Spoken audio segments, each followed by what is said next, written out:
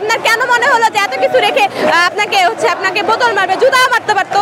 এত মনে হয় এখন ওইটা মারলে হয়তো বা ঠিক ছিল। বোতল তো কত একটা তীক্ষ্ণ একটা জিনিস, এটা আপনারা দেখলেনি, কত ভারী একটা বোতল। তাছাড়া তো এই একটা বোতল খেয়ে কে সিটি স্ক্যান করায় আমি জানি না। মাহফুজকে ঠান্ডার সাথে তুলনা করছি, তার কারণ এটা একটা মানে মূলত থাকে একটা সার্কাজম করা, তাকে এই জিনিসটা বোঝানো যে আপনি আসলে একটা মানুষ হন। তো মূলাধারাতে আসার পর আমাদের রিয়াকশন এটা ছিল, উনি এসে বলতেছে মেবি পুলিশ মারছে, মানে ওনার হেয়ালিপূর্ণ কথা, ওনার কথার মধ্যেই তো খোট রয়েছে যে মেবি উনি জানেন না কিছু। তো ওনার কথার পরিপ্রেক্ষিতে একটা রাগের বহিঃপ্রকাশ হয়েছে, একটা জুনিয়র একটা ছেলে বোতল মেরেছে।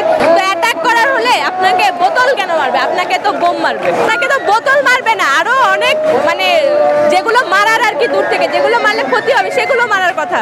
আপনার কেন মনে হলো যে এত কিছু রেখে আপনাকে বোতল মারবে, জুতা মারতে পারতো?